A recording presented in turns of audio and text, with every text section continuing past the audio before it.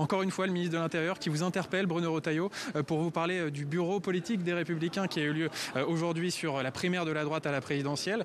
On a l'impression que Gérald Darmanin s'intéresse encore beaucoup à son ancienne famille politique. En tout cas, je ne sais pas s'il s'intéresse à sa famille politique, mais il s'intéresse à moi, parce que même quand je lui pose pas de questions, il me répond. Moi, j'en suis très flatté, mais j'espère que je ne hante pas ses cauchemars. Voilà. Non, très franchement, je pense qu'il y a des problèmes extrêmement graves d'ordre public. Il y a des problèmes avec les policiers.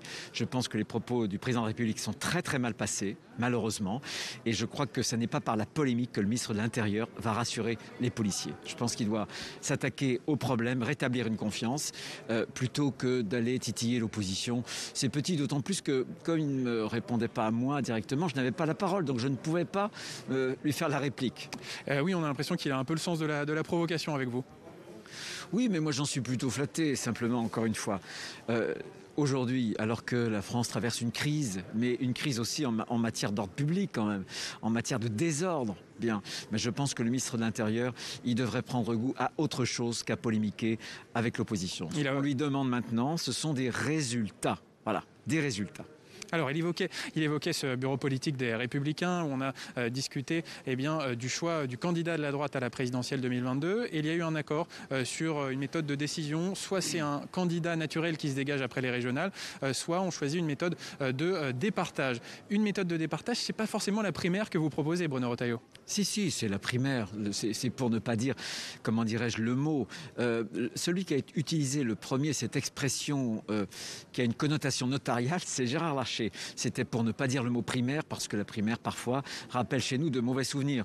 Or, ça n'est pas la primaire qui nous a fait perdre, évidemment, en 2017. Mais je pense que ce qui est important, c'est que pour la première fois, le bureau politique, à l'unanimité, reconnaît que s'il n'y a pas de candidat naturel qui s'impose, comme ça, par évidence, eh bien, il y aura nécessairement ce processus de départage, d'abord. Et ensuite, ce processus de départage doit être travaillé, préparé, dès maintenant, sous l'égide de Christian Jacob, mais aussi de Gérard Larcher.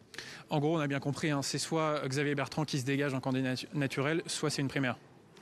Non, mais il n'y a pas que Xavier Bertrand, il y a aussi plein d'autres, y compris dans notre propre parti et mouvement politique. Donc, soit il y a un candidat. Qu'est-ce qu'un candidat naturel ? C'est un candidat qui, sur plusieurs sondages, fait sans doute au-delà de 20%, mais surtout, c'est le candidat qui, sur plusieurs sondages, nous assure d'être présent au second tour. Est-ce que ça existe aujourd'hui ? Non, ça n'existe pas aujourd'hui.